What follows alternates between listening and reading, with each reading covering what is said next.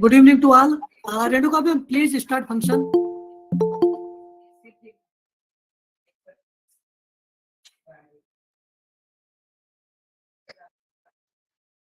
Renuka ma'am.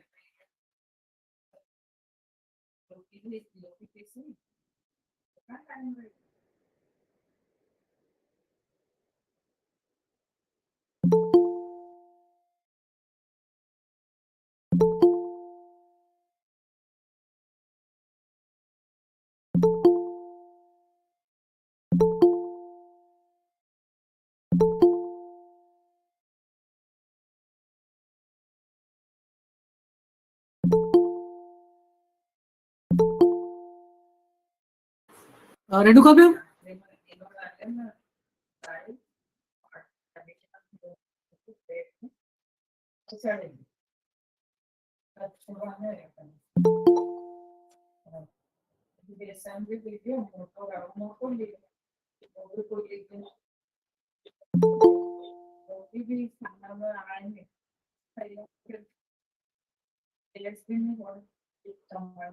करते हैं ये लोग। ठीक है।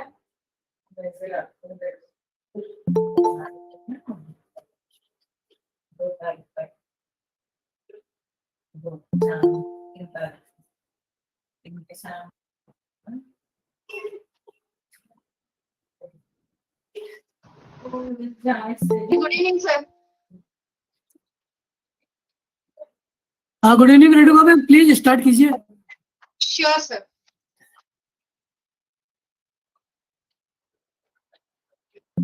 A very good evening to all the expert speakers for the day and my dear participants.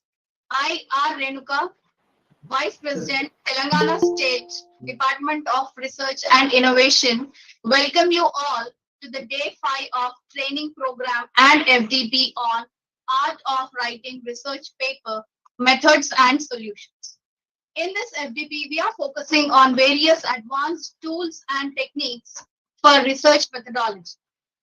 This FDP is organized by RFI, Sage University Indore, in association with St. Anne's College for Women, Hyderabad, Nagindas Khandalwal College, Mumbai, Annie Besant College, Government College, Pithampur, Dhar, Vishisht School of Management, Sri Reva Gujrar Bal Niketan College, Sanavar, Prestige Institute of Management, Devas, Itiraj College for Women, Srimati KG Mittal College of Arts and Commerce, Renuka College, Besa, Nagpur, Malvanchal University, Indore, Index Medical College, Hospital and Research Center, and sponsored by JHERF World Conference Forum and many other institutes. So today we have a special guest from Brazil. We welcome you all, Professor Dr. Beatriz Lucia Salvador Bisotto. It's absolutely our pleasure to welcome you. Professor Salvador is a postdoctoral student at the University of Aveiro, Portugal. Madam has completed her PhD in management from University of Caxias, PUCRS agreement. She has done her master's in business administration from the University of Caxias. Her specialization is controllership, and she has graduated in accounting sciences. Madam is a judicial expert at the University Center, Brazil. Professor Salvador is a tutor, teacher, and a visiting professor at Veni Christian University from Florida, USA. She has completed 3 international research projects in applied social sciences, spirituality between Brazil, Pakistan, and India, and governance and entrepreneurship. Madam is a national and international journal reviewer. She is an international book author and national book author for various book chapters. Professor Salvador is a conference speaker and online conference organizer as well. She is a Global Edu Leaders International Coordinator and Advisor for FAI Executive Council and Inspira Research Association, that is IRA. We absolutely welcome you with all our enthusiasm, ma'am. We are looking forward for your session. Thank you very much. I would like to thank you, Hanuka ma'am, for your kind words. Thank you, At ma'am. first, I would like to thank Dr. Ajay Jan for the invitation for this conference. And I would like to thank the organizers of this training program that was organized by Sage University from Indore. Thanks for the invitation, and it's a great pleasure to be here today. I would like to know if I can share my screen with you. Sure, Yes, ma'am. ma'am. Can you see it? Yes, ma'am. Yes, Is ma'am. it visible? Okay, thank you very much. So I'm going to start. I'm going to talk about important tips for making an article. Just a second, please.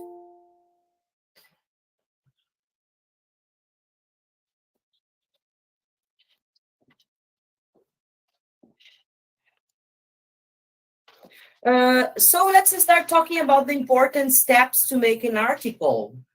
The first one is to check the magazine scope. The second is see the journal standards. Write in cultural language, like academic language. Never write in the first person like me. Use references of maximum of 5 years. This is very important, with the exception of the gurus of the studied topic. Let's go ahead. Here we have 9 questions from a scientific article. The first one is the summary. Well, what did I do in a nutshell? Introduction, what is the research problem? Then we have the literature review. What was said about the topic I'm treating? Methodology, how did I solve this problem? What are my proposed solutions for this problem? Results, what did I find with my research? Discussion, what does this mean? In the end of the article, you have to say thanks for the persons who helped you. And what sources did I refer to? Attachments, do I have extra information about this article? Let's first talk about the title here. I will give an example of an article that I have done by myself. The title is Relation Among Absorptive Capacity, Innovation, and Competitive Advantage in the Grapes and Wine Productive Chain in Serra Gaúcha. That is a place here in the south of Brazil where I live. The keywords were absorptive capacity, innovation, competitive advantage, productive chain, and a good title is made up of keywords. This is very important. So let's go ahead. In your abstract, a good summary has a maximum of 22 lines. It needs to have the objective, the methodology, and some of the results. Here you can enchant the reader. So it's your opportunity to attract the person to read all the article. I'm going to keep showing an example of an article of mine that I told you before. This study objective is analyzing the relation among the absorptive capacity, innovation, and competitive advantage in the grape and wine productive chain in Serra Gaúcha. The absorptive capacity represents the capacity to absorb new knowledgements, whereas the innovation has factors which can increase the competitive advantage in an organization as of the organization gets in the maximum point of profitability and competitiveness. It still keeps growing if there is innovation. However, the competitive advantage is linked to the performance where the company is dedicate more attention to their product, process, and service. This attention is directly linked to understand which are the demands and attend them in a differentiated form. In this context, previous studies suggest the interaction among absorptive capacity, innovation, and competitive advantage. This was a quantitative type descriptive research and casual, operationalized through a survey with a cross-section. The data treatment was performed through the modeling of structural equations. The final sample contains 196 of participants from the grape and wine productive chain of Serra Gaúcha. Through the modeling of the structural equations, it's possible to affirm that the absorbing capacity explains 75% of the innovation, and that the competitive advantage is explained by the absorbed capacity and innovation in 93%. Based on the results found, it's possible to affirm that to the significance level of 5% of both proposals were confirmed. In other words, the absorption capacity and innovation have a positive influence over the competitive advantage. As can you see, here we have all the factors I have told before for you. So everything must be together in this abstract, okay? Let's go ahead. Now we're going to talk about the introduction, right? The organizational environments present fast changes, which once create conditions to absorptive capacity generates competitive advantage.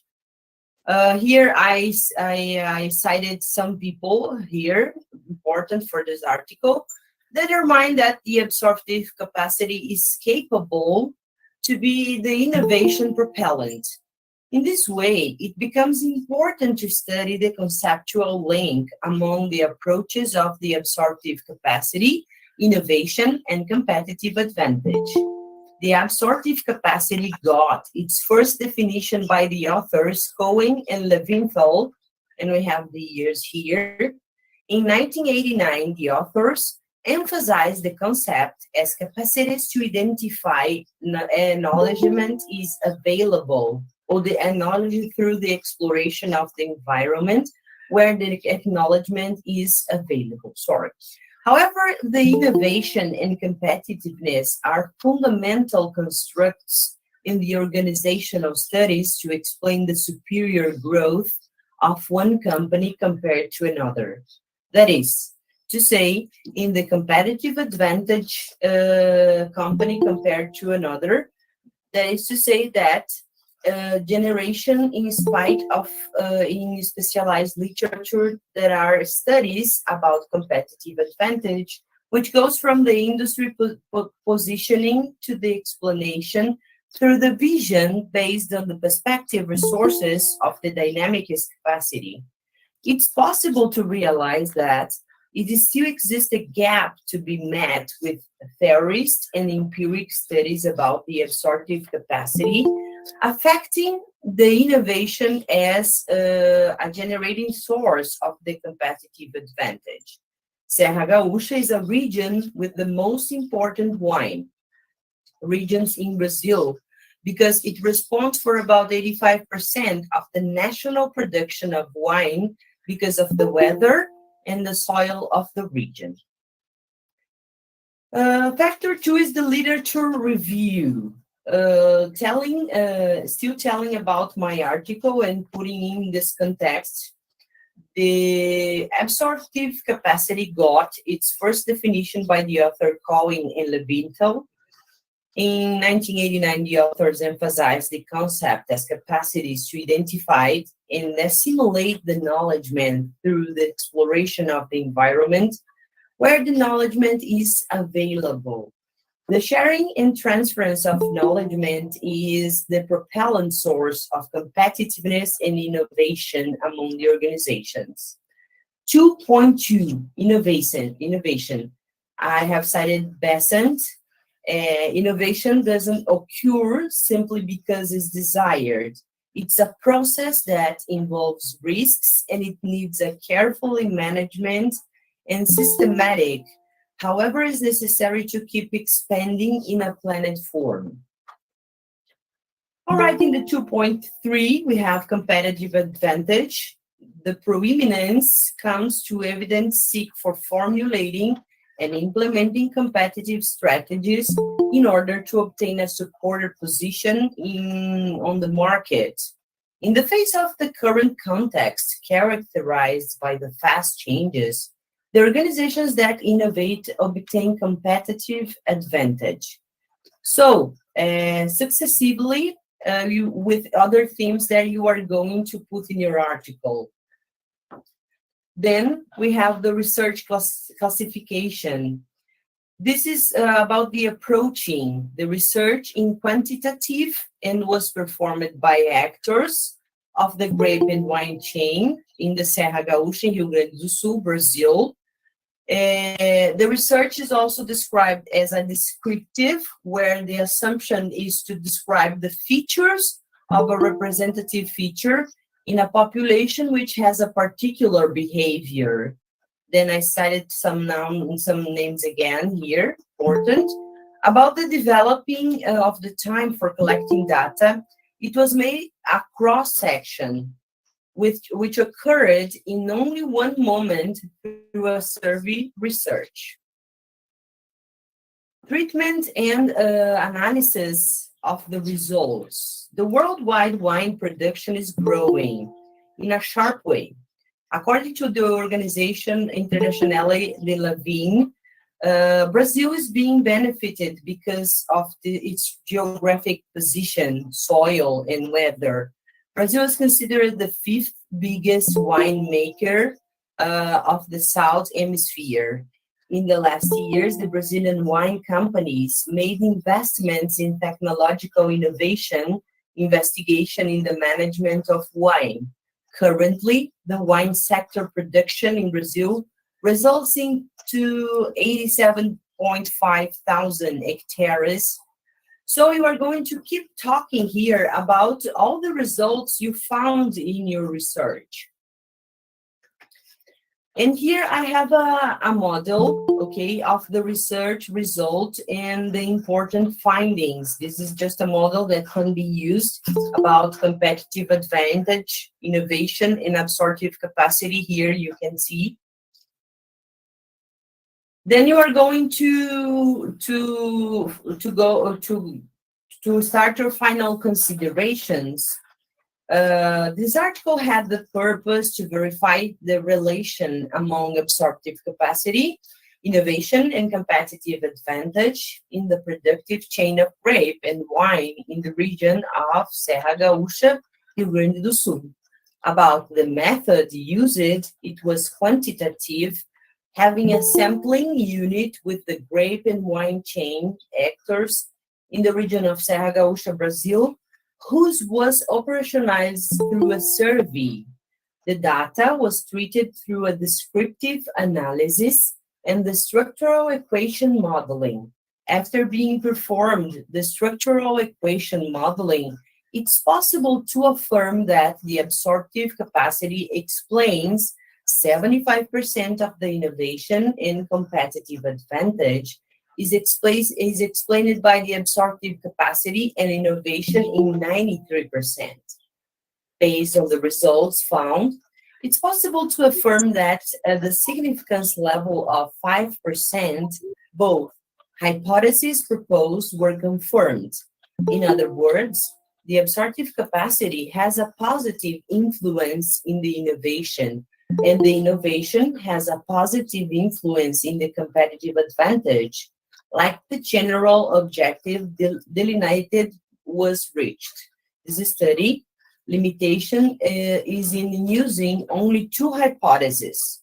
It is suggested to increase the hypothesis and still verify the absorptive capacity of the scientific and acknowledgement has a direct relation with the process quality. So I couldn't talk everything that I would like to say about articles here because we have a vast subject to talk. But I would like to thank you to giving me the opportunity to give these little tips about how to make an article in a good way. Thank you very much, Dr. Ajay Chen, for the opportunity, Dr. Hanuka Ma'am, for your words, and the Sage University Indoor for this training program. Thank you very much. Thank you, Professor Salvador. It was indeed our pleasure listening to you. And you have given insights in article writing by showing us a very good example of your article. Thank you so much. Then we will be moving on to the next part of our today's Day 5 session. And it's indeed my pleasure inviting Professor Dr. Maushami Datta. Madam is presently working as a professor, principal, BOS member in University of Mumbai. She is currently associated with Nagindas Khandelwal College, Mumbai. And with 27 years of rich teaching experience, Professor Maushami Datta has published 90 plus international and national level papers. She has co-edited 8 books and authored 2 reference books and 8 textbooks. Professor Maushami Datta has 2 PhDs in geography and management. Madam has done her minor research project sponsored by UGC and 2 major research projects sponsored by ICSSR and Impress. And she has also completed her industry consultancy projects and 2 minor projects sponsored by University of Mumbai and 1 research project, and 2 students are awarded PhDs and 4 are under her guidance. And Madam has 3 patents to her credit. And as a resource person, she has completed around 89 FDPs. That's such a great number, ma'am.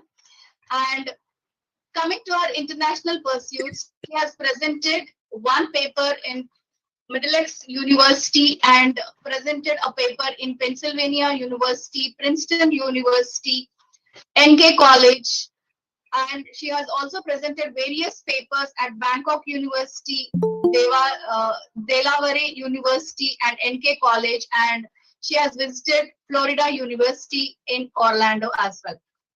Madam has organized more than 30 conferences, workshops, training programs at national, international, and state level. She has handled various roles as a coordinator of IQSC, coordinator for UGC add-on courses.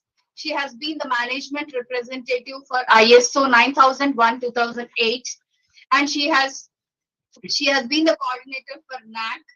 And she's also the RUSA International Coordinator, and she has been the PG Coordinator for Geography and Geoinformatics. And she has also played the role of Vice Principal and Principal as well. And coming to her memberships, she has around 7 national professional body memberships and an annual membership of 1 international body.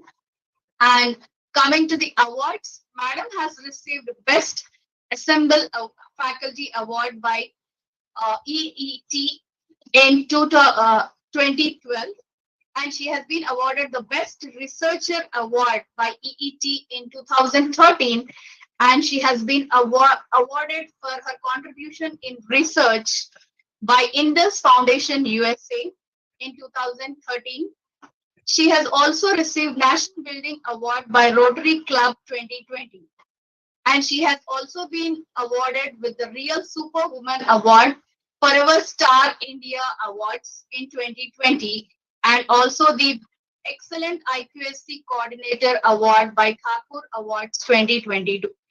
It's Indeed, our pleasure to have you, ma'am, and I'm very much obliged by reading your profile. It's such a rich profile, ma'am. Thank you so much. Thank you, Renuka Madam. And at the outset, I'd like to thank Research Foundation of India for inviting me for this talk. Good evening to all the participants, and I'm sure there are many participants from my institute also. So a special good evening to them as well. So we'll be starting the presentation. I'll share my screen and start my presentation. It will be a very basic level presentation so that this type of research ethics, which has become an important and integral part of research, can be kept in mind in whatever level of research we do. So give me a second where I can share my screen, and then we can start the deliberation. In the meantime, as I speak on, every one of you have, I think somebody have raised hands as well. I don't know why. Yeah. So as I'm speaking, we can also have deliberations, as I said. So you can ask me questions, and we can carry on with our discussion. So a second I take from you for presenting.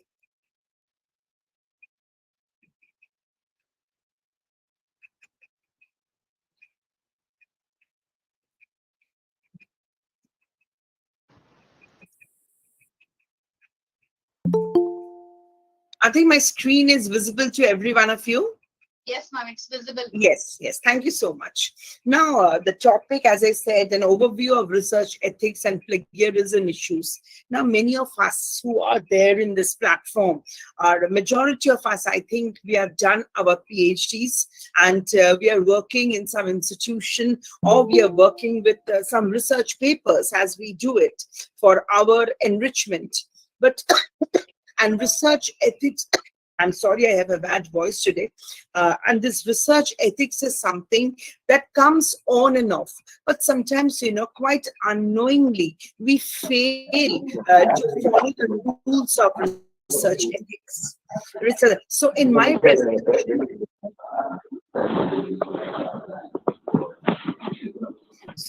presentation, I'd like to be very clear about what are the research ethics which we should be remembering, and how we can safeguard this plagiarism issue as well. So we say research ethics is a fashionable word which has been added to research. Actually, the word is scientific misconduct.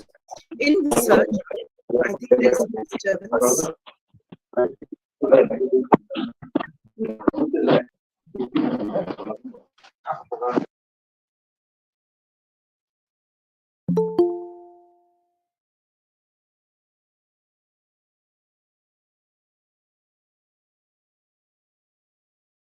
Madam, you're muted, ma'am.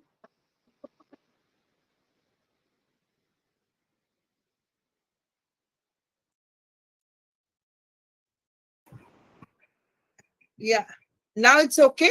You did not hear Yes, anything. ma'am, I it's muted myself. You did not hear anything from my side? No, ma'am, we have heard, ma'am. Okay. It's the second point you were telling. Yeah.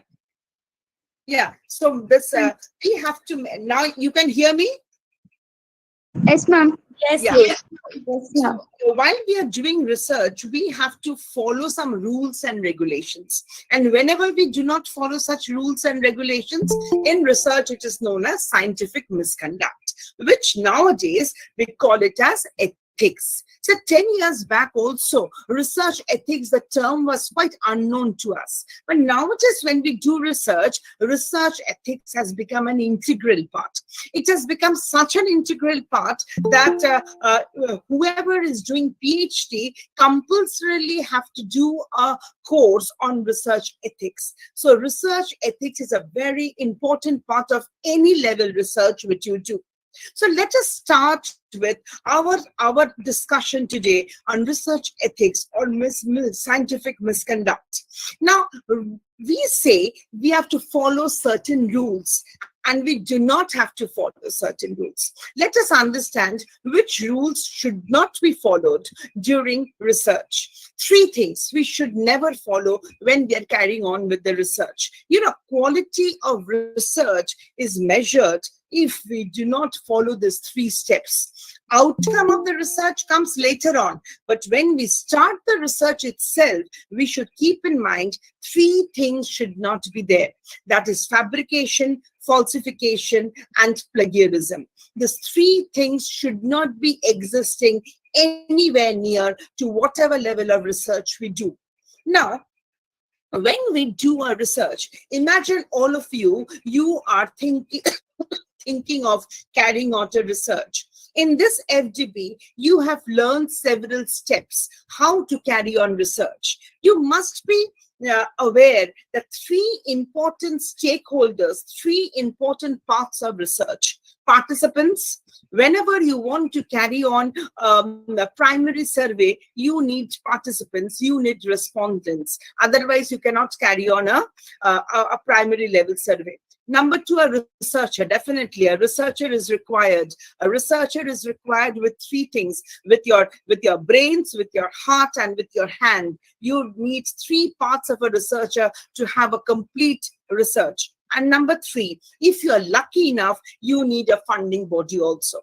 Otherwise, you have to fund your own research. If you are lucky, if you have a hold in research, you will have a government or a non-government body who will be funding for your research. Now, why? Why ethics? Why it is so important? We will learn about ethics later on, but we need to understand that what is the importance of ethics in research? Why are we discussing this topic in the FDP on research? It is because we should be very ethical and protect our participants. Very, very clear. Whoever may be your respondents, they are a vulnerable group. So it is you as a researcher should protect this vulnerable group or the study participants. You have to safeguard your respondents from exploitation. Just because they are replying to the questionnaire which you have made, you cannot exploit them. You should provide them fullest respect, dignity, privacy. Very, very important. If they do not want to reply to your questionnaire, you cannot force them that they have to do so. If they do not want to share any of their ideas, you cannot force them. So privacy is very, very important, and fair treatment of judgment. So in every research, whenever you're carrying out a research with some primary survey, participants becomes very, very important, and you as a researcher should safeguard them from exploitation. This is called ethics in research. Ethical principles of research has been, many researchers has defined it in several ways, that what should be the characteristics of a researcher so that we can say we have maintained ethics in our research. There are several characteristics, and if you really follow, not you, we really follow all these characteristics, we can have a very, very good research, a very, very ethical research in our name. Honesty. You should be very honest. Whatever your results are, you should try to explain, analyze the same result, not fabricate with your data. Objectivity. Every research has to solve a problem. For solving a problem, every research has some purpose, some object, the main objectives of research. Follow the main objectives of research. Keep it in the same line. Your objective is one and you start thinking about XYZ, you can never complete a research. Actually, this research process is a very, very interesting one. It is a very, very simple one. But quite a number of us, we do not follow this process of research properly. And if we do not follow this research properly, research becomes something, darawana ho jata hai. Many people are scared of research. I always tell my research students or my peers, you should start loving your research. And once you start loving your research, I'm sure everyone's outcome will be a fantastic one. But we have to follow these ethical principles: integrity, carefulness, very, very careful. You need to be very, very careful with your research. Openness, respect for intellectual property. You just cannot take somebody else's idea and put in your name. You have to respect that intellectual property. Confidentiality, very, very important. One second, please give me a second. Hello? Good. Either say.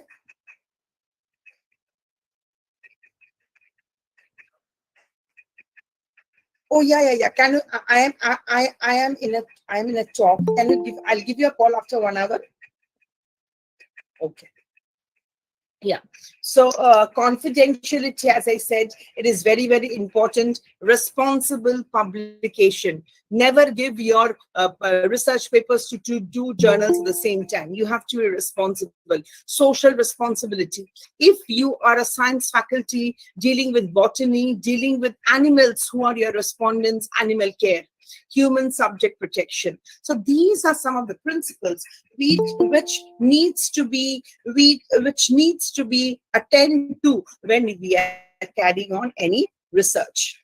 Now, as I said, research ethics is very, very important when we are concerning with the participants. The researcher needs to make the participants very, very clear that why this research is carried on. Whenever you carry on a research, you carry on your research for two purposes. Number one, so that it is beneficial to the society. The outcome of the research should be beneficial to the society, or it should bring in some policies. So if you are doing a research, you're dealing with any topic which will bring some benefit in the society, you have to make your respondents very, very clear. So this type of introductory discussion with the respondents is very much necessary. You just cannot catch hold of anyone, give your questionnaire and ask them to fill it up. You know, sometimes in our institute also, many people come in and they say they bring questionnaires, 20 questionnaires. Can you give it to your teacher so that they can fill it up? I never ever encourage this type of questionnaire taking. It is the researcher himself or herself should meet the faculty members, tell them on what she is doing the research and why this questionnaire is so very important. You have to gain confidence of the respondents, and then only you will get a proper reply. If you just get a paper, you just tick whatever you feel like. In that case, you do not get the real picture. You're doing a research, you are working so hard to do your research in a proper manner, and when the respondents are not proper, so it does not give you a proper outcome. The outcome will not be proper, and definitely such researches will just be a document which will be kept in the cupboard. They will never be beneficial to anyone. So always be clear to your respondents. The young researchers, whoever are there in this platform, you have to be very clear with the respondents, and then you explain them why their replies, their answers are so very important, and then start with the questionnaire. 4 things keep in mind: risk and harm, consent, recruitment, identifiability. Let me understand what you mean by each of them. Risk and harm. As I said, treat the respondents as participants and not as subjects. I always tell my students, you treat your respondents as a living being. Okay, they're all a living being. None of them are subjects. So try to understand the human nature, minimize harm, minimize possible discomfort. If sometimes, some questions are, for some critical researchers at higher level, there might be many questions which can cause discomfort to the respondent. So try to minimize them. If you become friendly, you have to, the other name of research, as I said, is not only patience. You really have to spend time on research. You just can't sit one day and complete your research paper. That is not research. That is unethical form of research. So you have to make your respondent very, very comfortable, and then go for your questionnaire collection and level of risk. You cannot push them to any risk when you're taking any questionnaire. Consent always. It is a participant's right. If anyone says they do not want to reply, you cannot force them. You have to respect a participant's right. Maintain confidentiality. I said there are sometimes many replies which cannot be shared with others. So the respondent should be confident that you will not share the data with somebody else. Limited disclosures. Sometimes what happens, there are 10 questions. Till 6th question, a particular respondent will reply. The other 4, they're not comfortable. It's okay. It's a limited disclosure. Okay, they don't want to reply. And from your side also, you should be giving a disclosure that you will not be sharing the data with somebody else. Recruitment. Sometimes we hire people at higher level. In higher level the researchers, you hire people. So or you tell the people that you go to, because sometimes the size of the respondents becomes very huge, where the researcher maybe is not able to reach. So in that case, everyone should be very, very clear about the theme of research. This is, and moreover, always the main thing when carrying on any researches in the form of getting the questionnaire, you have to respect the choice of the participants. Identifiability. Participants must not be able to identify the purpose of research or researchers. You should not disclose everything to them. You should not say that what type of outcome you are expecting. You just have to take their reply, and then you know how to deal with this replies. So main thing which you have to do, not only explain the respondents that why you're carrying on this research, but you have to seek their consent. If they're comfortable, if they agree to answer all the questions which you have put up, then only you go forward, otherwise not. Sometimes it happens that the researchers feel that they can provide incentives to the respondents. This is something very, very unethical in nature. You cannot provide any incentives to the respondents for their participations. The participants should not take part in research because they are interested in that intensive, but they should take part in the research after consultation with you, after they realize that the research which you are carrying on will be helpful to someone. So they should come on their own, not because of the incentive or the gifts which you promise that you will be providing. Very, very important is that when you, as I have discussed, I've told you before also, seeking sensitive information. Some informations in some researches become very sensitive in nature. Take, for example, you are doing a research on the sexual behavior, or you're doing a research on the drug use. So this type of questions become very personal in nature. So never, ever, you cannot force them to reply. They should be comfortable in replying. Then only you take the replies, otherwise not. Not only that, sometimes you cannot, as I said, you cannot cause any harm to the respondents. Okay, you cannot deal with in some hazardous medical experiments with your respondents. You cannot ask any questions which can cause discomfort or anxiety or cause harassment or intrusion to the privacy. You cannot. They should be very, very comfortable. They should be eager to take part in your research. They should be very, very frank, and they should be eager to reply to your questions, and then only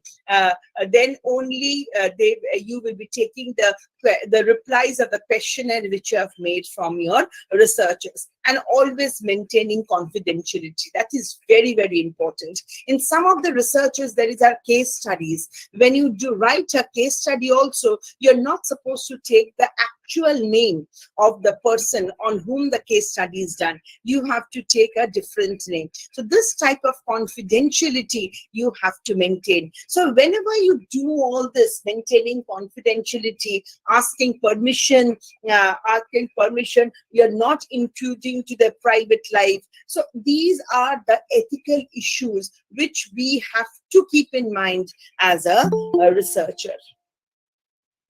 Okay, and not only that, sometimes what happens, we get some data, and we overlook some of the valuable data. Not only that, whenever we get some data, it is very, very important that we use the most appropriate methodology. Only getting the data is not enough for your research. You have to apply it. You have to use appropriate methodology, appropriate sampling methods, so that you get the proper result. So these are also a part of ethical issues for research. So you should be very clear about the methodology which you are carrying out for your research. If you are being funded by the funding agencies like UGC, ICSSR funds, anyone, okay, and then later on, after you complete your research, you are supposed to give all the data to the funding agency. So there are certain ethical issues of the funding agencies also. They also cannot misuse the data. That comes in higher level if you're funded by any bodies. So if we have an overview of the ethical concerns, whenever you're carrying on some quantitative research, but when do you have to remember the ethics? You should be very ethical when formulating the questions, very ethical when choosing the methodology, the research design, very ethical with your data. Take care of your data and take care of your analysis as well. When you're doing a qualitative research, identification of the respondents, you should see that the respondents are convenient. You're not causing any inconvenience to them. Whenever you talk to them, you take care that you do not misinterpret about what they are saying or causing any distress to the respondent. So as I said, there are three things. So I think this is very clear that what are some of the ethical things you should remember when you are doing a research. In the beginning of my presentation, I've said that there are three things which should be avoided. When we avoid these three things, we say the research which you are carrying on is ethical in nature. Fabrication. What is fabrication? Making up a data or result. Imagining that my data is like this and then making a result. Falsification. You get XYZ, you write ABC, manipulating the research. Plagiarism, presenting somebody else's idea as your own. As a researcher, please do remember these 3 points. We should be away from these 3 points. Fabrication, falsification, and plagiarism. Let us understand fabrication, invention of data. The data does not exist at all, but you have invented. Take, for example, students of geography. They are studying about a particular river. They have to understand the materials which are being carried by the river. They have not gone, but they just take a photograph, pinch up a photograph, and they create a new record that this type of stones were available near the river. So what are you doing? You are creating a data which is artificial. It was not actually collected near the river, but you have made up the data. This is known as fabrication of data, which should be avoided. Fabrication of data has got no place in proper research. Similarly, falsification of data. What is falsification of data? Fabrication is just inventing a new data, and falsification is alteration of your result. You get XYZ and you write ABC. You write a false result. that is known as falsification of data. You are changing the data. That is known as falsification of data. Not only that, as a researcher also, you can have falsification of data. You have 7 research papers published in UGC CARE list. You write, I have 9 papers published in UGC CARE list. So what are you doing? You are giving a false idea of the numbers of publication in your resume. That is falsification of data. You have written one research paper, you should submit it only in one journal. See the result of that journal, whether in that journal it is accepted or not, and then only you will submit it in another journal. Sometimes unknowingly we submit in both the 2 journals and wait to find out which journal publishes first. This is falsification of data. So we at every level should stop this falsification of data. It is not acceptable in research. It is totally an unethical behavior. Fabrication and falsification is said to be unethical behavior. Not only that, whenever you take an idea or take something which is written by somebody else and publish it as if it's your own, it is known as plagiarism. This is the 3rd most unethical behavior. The whole world is very much concerned about plagiarism now. In research, maybe falsification and fabrication is not discussed to that level, but plagiarism has become an important concern in today's research world. So you should never whenever you take some ideas from somebody, you can always cite the name of the author. You can always mention that you have taken this particular idea from so-and-so. In a research, you have to take ideas from somebody else. But when you acknowledge it, it is not an unethical behavior. Here lies the importance of ethics. When you acknowledge that person, that means you're being ethical in your research. So these 3 things has to be remembered. Falsification, fabrication, and plagiarism has to be avoided. Unethical principles cannot be accepted in research at all. Then you become unprofessional in nature. In research, being professional is very, very important. And moreover, we are living in a small world. Academic world is a very small world. Once you are caught up in the trap of that plagiarism, your name matters a lot. So you have to be away from falsification, fabrication, and plagiarism, and be ethical as far as possible. Follow all the ethical principles when you carry on a research, any level research. Be it a small research paper which you want to present in the conference, or it can be a dissertation, or it can be a PhD thesis, or it can be a major research project. Research everywhere is equally important. You give equal importance to everyone. All researchers are just like children. For a mother, all children are the same. Similarly, at all levels for a researcher, research should be the same. It has to be very, very ethical in nature. This is already discussed. Plagiarism, I want to discuss it more because sometimes it happens we unknowingly do something and we are caught up in the trap of plagiarism. As I said, whenever we take ideas from somebody else, or we take words from somebody else, we take images from somebody else and do not give that proper credit to that person, it is known as plagiarism.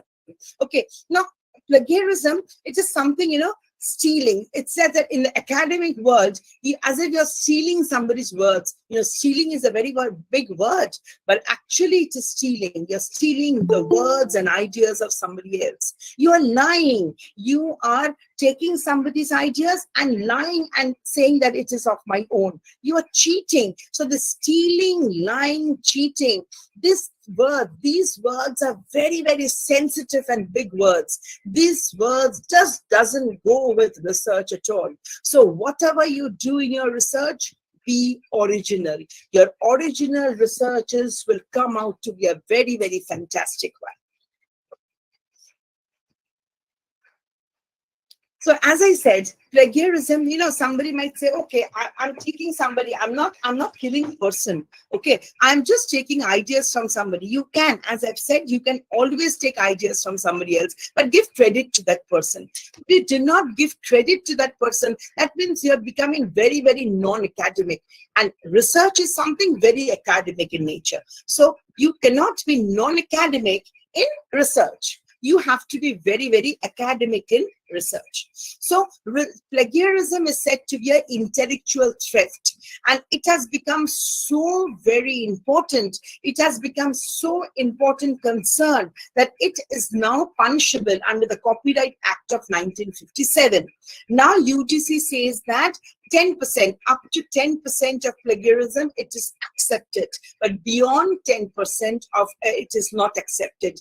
Be it your research paper, or you're writing a book or a document or a PhD thesis, whatever it may be. It cannot be beyond 10%. So let us understand what are the common types of plagiarism. I'll be running through this very fast. Clone plagiarism. Clone plagiarism is same to same. The author does not do any hard work. Whatever is written by somebody else, he copies it word to word.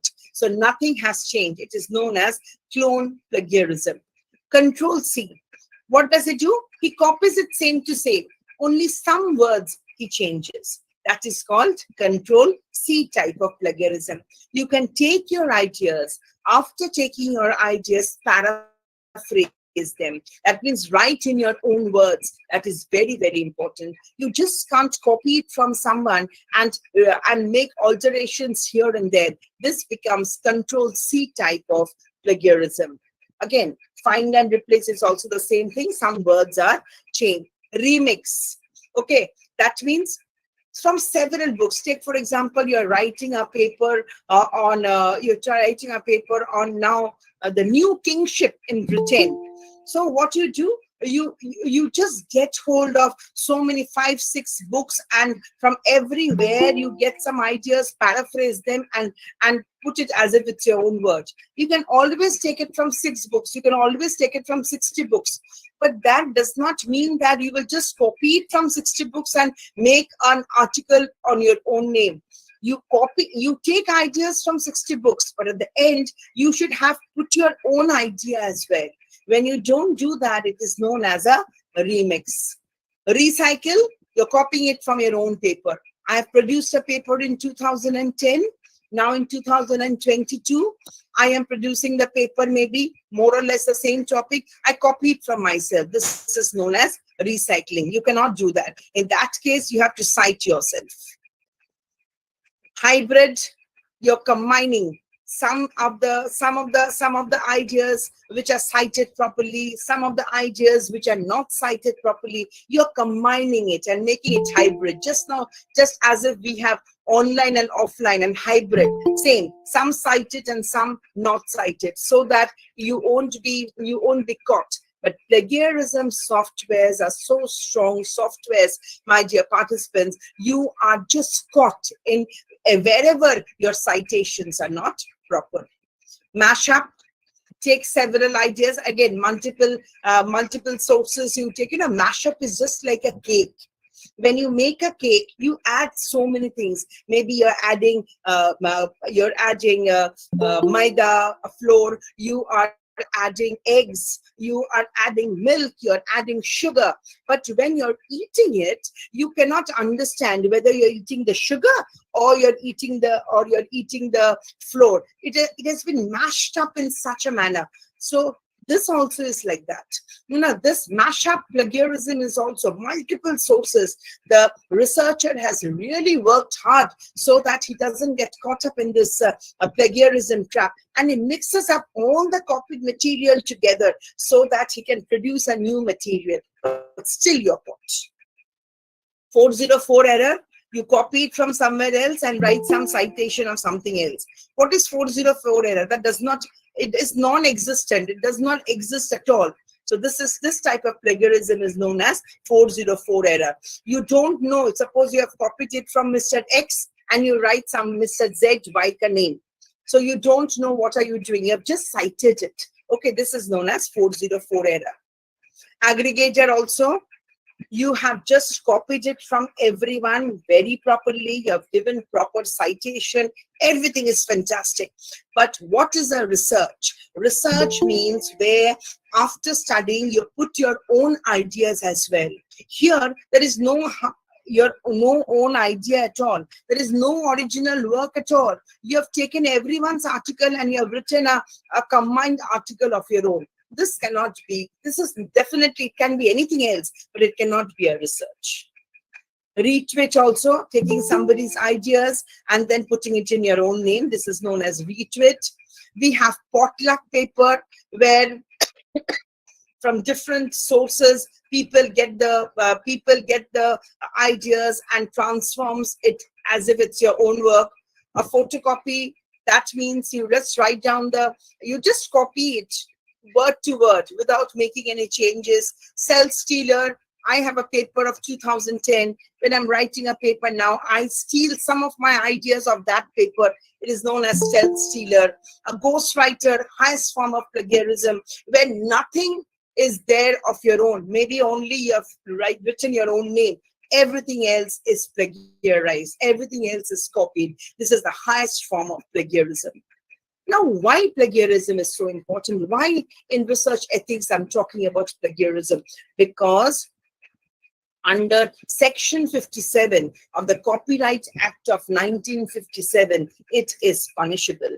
Okay, it is punishable. So it can cause imprisonment for 6 months, even if it is not more than 3 years. It can cause compensation in the form of fine of 50,000, but not more than 2 lakhs. Here, amount is not very important. Important is that you are not being ethical in your research. Research and ethics go side by side. Without ethics, there cannot be any research at all. Maybe in your lifetime, you have one research paper. That is fine with everyone, but that should be made up like a research paper, very, very ethical in nature. So you have different levels of punishment, as I said. So what are the tips? How we can, sometimes unknowingly also we are caught up in plagiarism. So my dear participants, whenever, especially my young friends who are there in this platform, always when you're starting a research paper, you start with review of literature. So always you keep a track from very beginning, which book you're taking, from which book, what idea you're taking. It is written by whom, which page number, every detail should be kept. A diary should be a part and parcel of yours when you're doing a research. Full details, you should write it down. And whenever you're taking some idea from a book, just don't copy. Okay, make good quality notes. Always give credit to others. You don't lose anything if you give credit to others. A researcher should be one. A researcher's points can never be taken. You can never copy a research. Okay, so always give credit to others. By giving credit to others, the credibility of your paper increases, of your research increases, because that shows that how others have dealt with the topic and how you are dealing. Cite the sources very well. Be consistent, not in a hurry. Maybe in 1 year, in 2 years, you produce one paper. It is absolutely fine. Be consistent, but start loving your research. Once you really start loving your research, you don't need to copy from anyone. You will have so many ideas. Plan in advance. Do a little bit every day. My dear friends, we are all in this academic world. 15 minutes in a day also we can spare. So 15 minutes in a day also you can give it to research. I am sure every one of you will come up with a fantastic piece of research. Sometimes human error occurs. But for human error also there should be a limit. You cannot have 57% plagiarism and say it is a human error. Sometimes we do forget to cite it properly. We do misspell the author's name. It happens, but try to avoid it. At present, we have various plagiarism detection tools. I know all of them are very expensive. We cannot go for them, but your institution must be having the plagiarism software. If your institution does not have, the university, the affiliated college university definitely has, according to UGC, the universities are having the plagiarism softwares, and you can always take your paper for plagiarism checking. But please do the plagiarism checking from a licensed software. One thing you should remember, that you should always be original, because being original means being academic. All of us, when in this academic world, wants to be very, very academic in nature, very, very careful in nature. So always be original. If you're original, that means in some way you are being ethical. In some way you are not taking any plagiarized material. You know, sometimes it is said that it is not a crime. It is not a crime, but it is unethical. You just cannot copy from somebody else. When you start copying from somebody else, it is a type of pollution. Nowadays, plagiarism is said to be a publication pollution. The whole research world is concerned about plagiarism because it is a publication pollution. All of us should come out from this pollution. And how can we come out from this pollution? When we follow ethics in our research, when we follow the citing rules of the research, then only you can produce the original research and be ethical in nature as well. So academic success always depends on your research and publications, provided you have followed the steps, provided we have been very, very ethical in whenever you have carried out in the research. I wish everyone all the best, and thank you very much.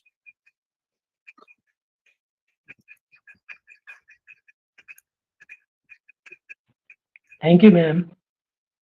Thank you. Thank you, ma'am. Thank you so much, ma'am. Thank you. If you have any questions.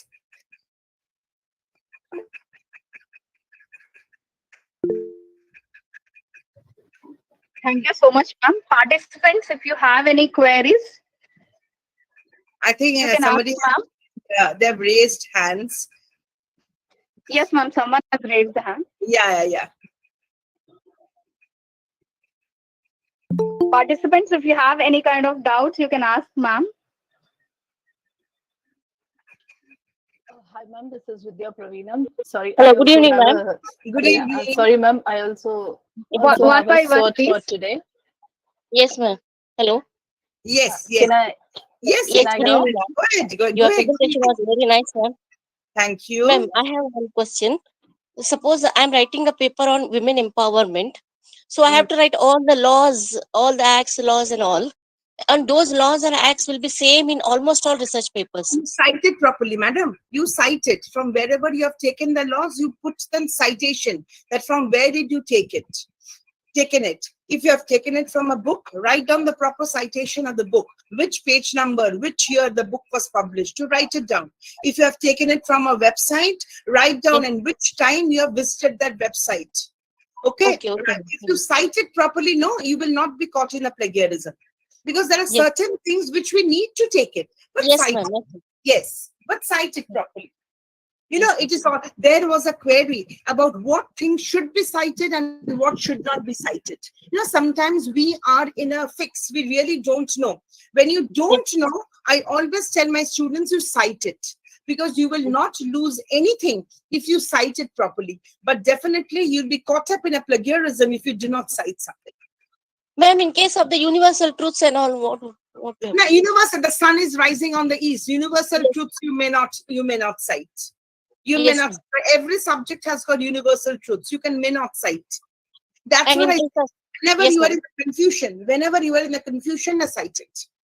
and quotations of some famous Quotations. You know, generally now the new form of review of literature says that there should be limited number of quotations. In a review of literature, you cannot use more than 10% of quotations. Yes, ma'am. Okay, for quotation also we have to cite, or without citing we can write quotations? No. Quotations has to be cited, no? When you're Yes. giving a quotation, you should always say, "Na, who has said it?" Yes, Yeah. ma'am. Yes. But always try to limit the use of quotations. No, it No, should ma'am. be. What I'm asking, suppose I'm quoting a Vivekanand some quotation. So I Please have to write only Vivekanand, or I have to write from where I've taken it, like that. No. That you can write, because everyone is not Vivekananda. Na? Vivekananda is a universal person. Everyone knows Yes, him. ma'am. Yes, ma'am. Suppose you're writing XYZ, then in that case you have to write. Yes, ma'am. Thank you. Ma'am, Because you can take some ideas from Vivekananda's lecture as well. That is also Yes. there nowadays. Yes. So you should write the lecture was given when and what time, where the lecture was given. You see Okay, his, if you see his writings, no, in Washington's speech of his, no, Yes, many research studies have taken place where Yes. his lecture itself has become a review of literature. So in that Okay. case, you have to put it. Yes, Ma'am, ma'am. Yes, ma'am. ma'am, I have a Ma'am, query. What is cross-reference? Yes, tell me, madam, I am not able to get you. Ma'am, what is cross-reference? Am I audible? Yes. Sometimes cross-reference, what happens, you take ideas from two different books. Maybe in two different books, same type of things are given. That is known as cross-reference. So we have to cite both the books. No, whichever you will be, from whichever book you have taken, you cite that. Okay. ma'am, I have a question. Yes. Ma'am, like in science, some experimentation processes are same what we use. So how can I cite so that it does not come in under the You plagiarism? don't have to cite experimentation. Experimentation is a process which you're doing. You don't have to cite, no. You're writing in the methodology. Yes, ma'am. So which subject you're coming from, madam? Ma'am, science, physics, applied physics.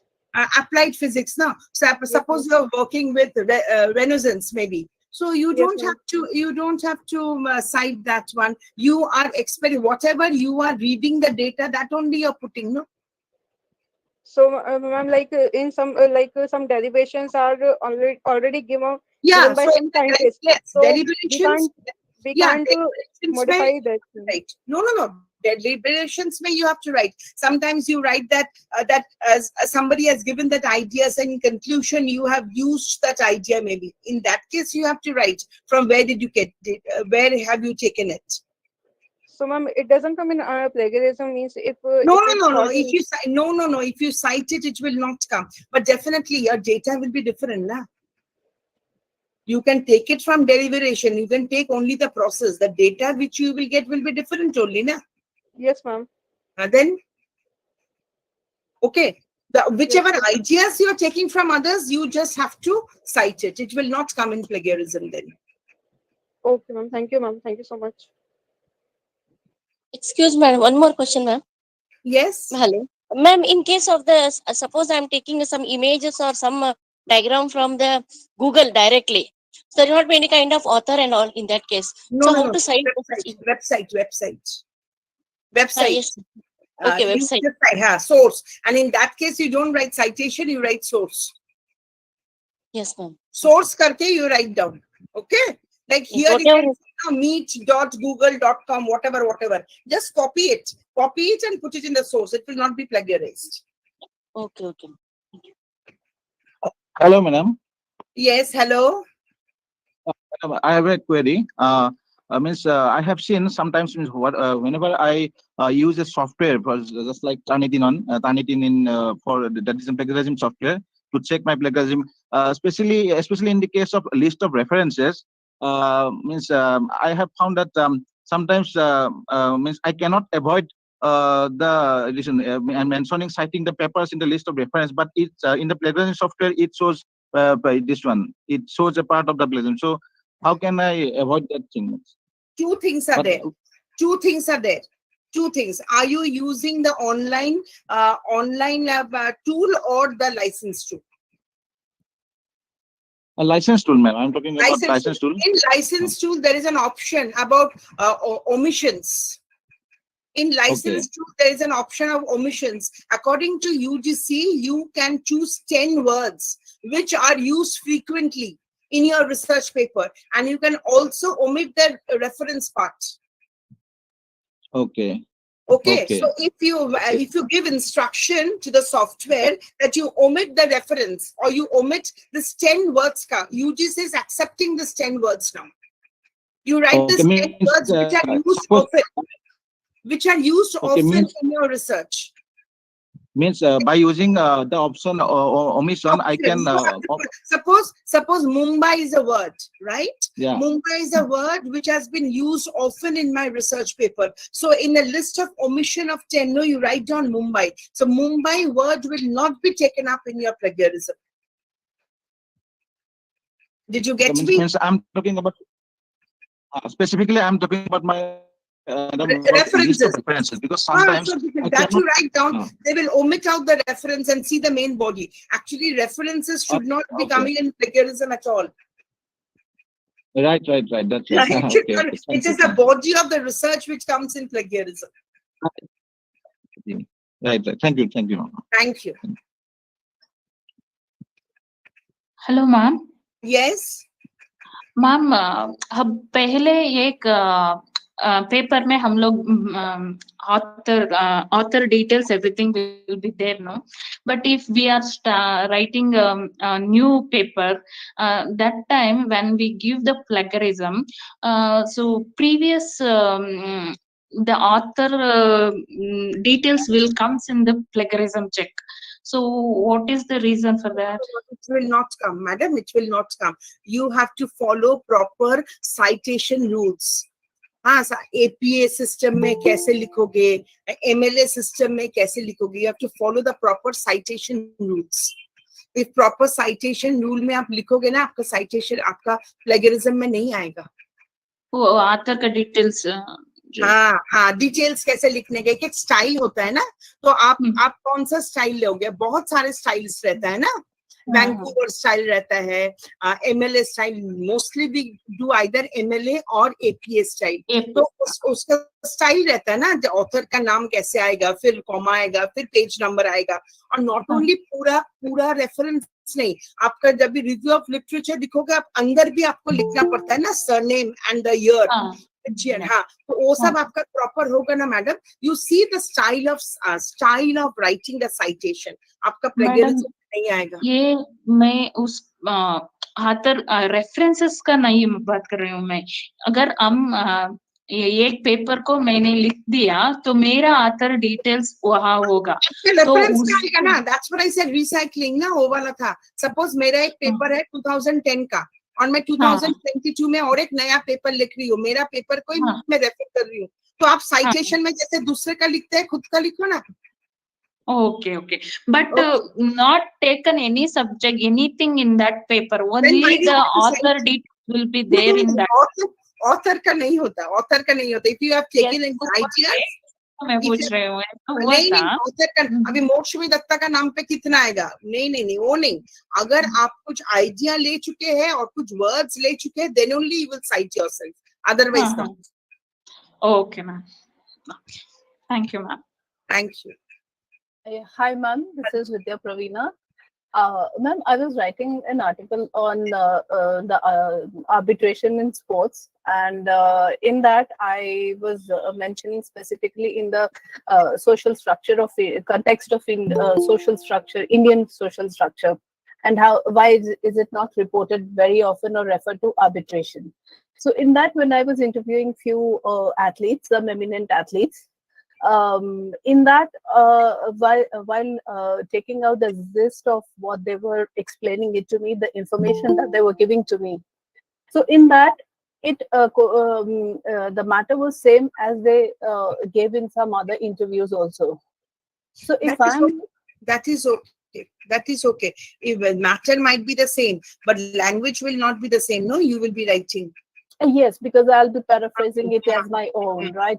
Paraphrasing is when you take a subject matter and then you write on your own words. Here you're taking a interview. An interview for whatever the person says. You know, suppose this research ethics. Ethics. Today I am speaking. Tomorrow Mr. X will come and speak on the same topic, but it will be different. Yes. So, ma'am, I can, in the context, I can give reference of this particular athlete, and then I can just. That depends whether you will be able to give the reference of the athlete or not. That becomes, you have to take the consent of the respondent. Yes, ma'am. After taking in the because I got them signed the disclosure. That point comes of the disclosure. Then only you can have the disclosure. Otherwise, not. Because we had maintained the confidentiality clause when we were talking about it. So then you can take, because everything depends upon the what type of research and what type of talks you had with your respondent. That is very, very important. And ma'am, many a times what happens is when you're citing the reasons in the social structure in the Indian context, and you vet it against any website to check the plagiarism, then many things, they are like the same. But since I'm writing it in my own words, but I found that I was using. Madam, you don't bother about all that. Keep on researching. Once you write in your own words, it will never ever be plagiarized. Sure, ma'am. Thank you so much. Ma'am, good evening, ma'am, and very much happy to have such a great experience person in this panel, and thank you very much. Ma'am, I have one query that when I was writing one paper, I submitted to plagiarism detection, and unfortunately, it got a repository in the plagiarism. During that time, it was 20%, and when I gone to the second time, it was a 40%, ma'am. So to avoid that repository, what are the process I have to be follow? Because I'm not able to be reduce the plagiarism percentage, and I'm unable to be submit to the. I understand. This becomes a concern sometimes. But you have you come up with the markings. No, when they give you the report, they tell you now which part is plagiarist and from where. Yes, ma'am. Yes, ma'am. So you work on those points only. But they told that it has to be deleted from the main account. It has to be deleted from the. From the main account means the license where we have taken from a particular. Online, you have taken it online. Not online. Not online. It's a university license. University, so it is licensed, na? But generally, it does not happen like that. Whenever you take it, because they were scared that when you get the plagiarism report now, you always have highlighted parts. That from which area. So if you really work on those highlighted parts now, it will not increase. So they want a fresh one now.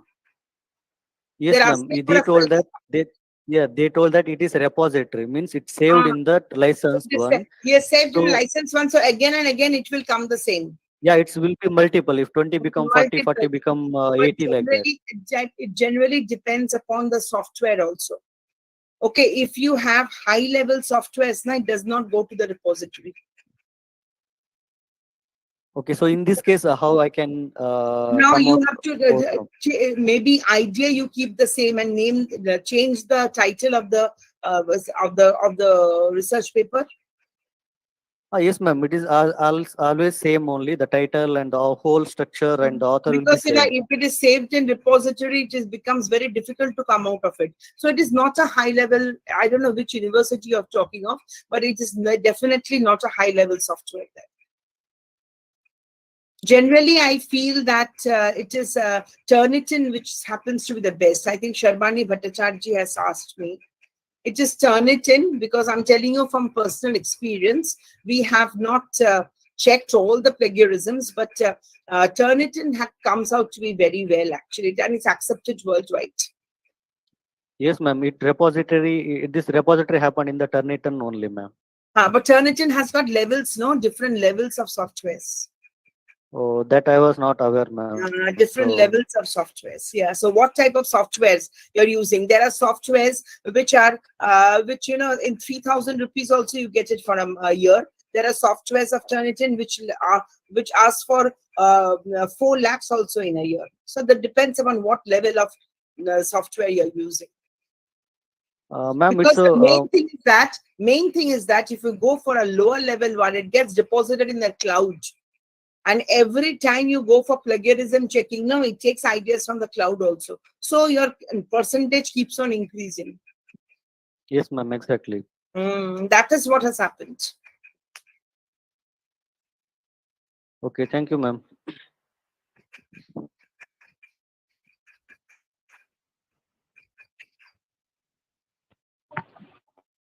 I guess all the queries of the participants were patiently answered by ma'am.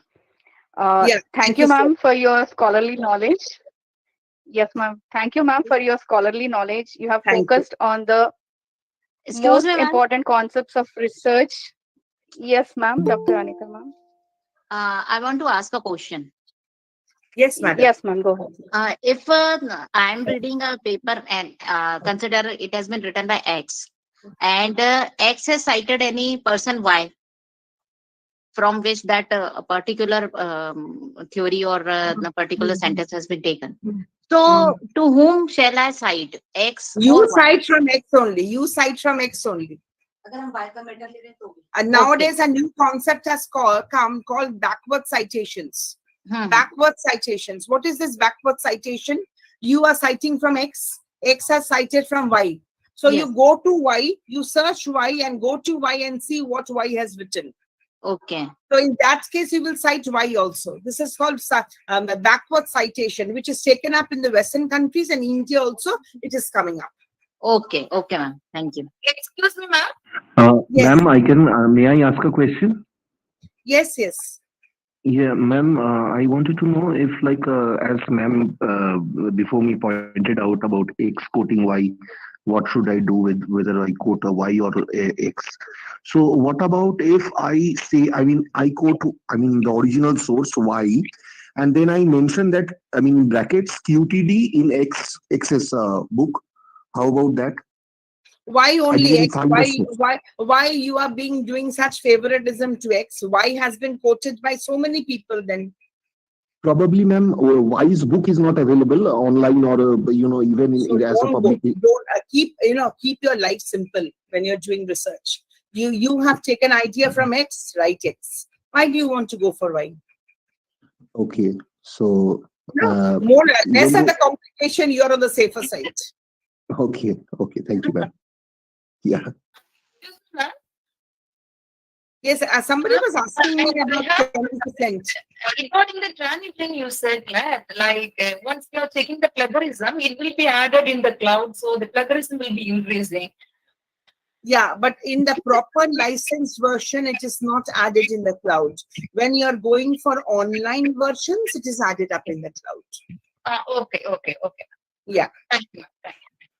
Ma'am, one more query. Ma'am, all of we know that in UGC and everywhere it's 10% plagiarism is accepted. Yeah. Okay. Yeah. So my question is that what made them to be accepted? Is it 10% and why it is? That UGC and the copyright person knows. I don't know that.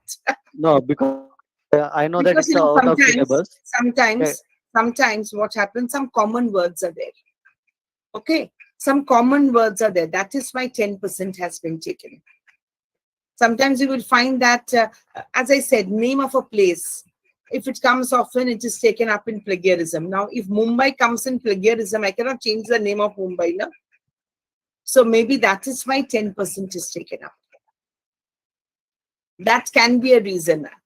That is why. That is a justification I can feel.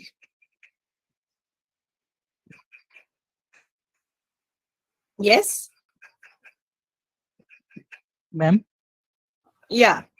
Ma'am, actually, I would like to ask, ma'am, that as we have the softwares for to get the automatic references in our paper like Zotero and other referencing softwares. So in the same way, can we have the automatic citation software? Automatic citation, you can have it in this one, no? You can have in Zotero referencing system. You can have it in Google Scholar also. Okay. Google Scholar mein citation ka liye one option is there. You can have it in Microsoft Word also. Like, ma'am, those which we are writing in, I'm talking about which citation they they will ask you for the style. You have to provide all the information and you will mention which style you want. Automatically within seconds you will get it. like for introduction that we what we are writing, like Yes. In the author name and year. Author name and year you are writing in the this one, no, in the review of literature, but the full thing should come in the reference, no? Yeah, that thing is Yeah. open. But I'm talking about that one only, ma'am, that author and year. Is there any software that will provide us this automatically? Why do you need author and the year? Because you are searching something, so you will know the author and the year. No, why will the other person tell you the author and the year? You are not supposed to copy. Yes, ma'am. Then but ma'am, like automatically that references are generated, like these also. references are generated automatically when you provide them the information. Yes, ma'am. Yes. For providing information, either physically you have to visit the library, or the library should come to your house. How will the library come to your house? By Google Scholar. Yes. Yes, ma'am. Okay, ma'am. Okay. Thank you, ma'am. Thank you. Backward citation, Vaishali madam is there. Backward citation means, as somebody said, you are writing X. X is some article you have cited, which is written by Mr. X. Mr. X, after the article, he has given some references. In that references, he has mentioned Y. He has taken ideas or taken any part from Y. So you go to the library and search for the book which is written by Y, and go and read that, take some idea. So what are you doing? You are reading X. From X, you got the reference of Y. You are choosing that book Y, and then you're doing whatever ideas you want to take. So you're going backward. It is known as backward citation. Okay, ma'am. Thank you, ma'am. Ma'am, one more question I have. Yes. Ma'am, you have told that UGC has defined 10% criteria for the plagiarism acceptance. Ma'am, is it same for all type of journal like that of Scoopers, No. If it is an international journal, I don't know. Under UGC, it is 10%. Indian journals all are 10%. Whether it is Scopus, whether it is Web of Science, everywhere. Okay, ma'am. Thank you so much, ma'am, for this. UGC rule. It's a UGC rule. Okay. Thank you so much, ma'am. Thank you. Yes, I'm through. Thank you, ma'am. Thank you, You have Renuka. focused. Yes, ma'am. Thank you so much for answering all the questions patiently, ma'am. You have focused on the most important concepts of research. You have given insights on scientific misconduct, ethical consideration, and plagiarism. Thank you, ma'am. Thank you for your patience, and a big thanks to all the participants. We'll take a sign off for today's session, and we all will meet tomorrow for the day 6 session on the topic introduction to the statistical data analytics with our language. Thank you so much, ma'am. Thank you all the participants. Thank you. Bye. Bye, ma'am. Thank you so much, ma'am. Thank you, ma'am. Thank you so Thank you, much, ma'am. ma'am. Thank you so much, ma'am. Thank you, ma'am. Thank you, ma'am.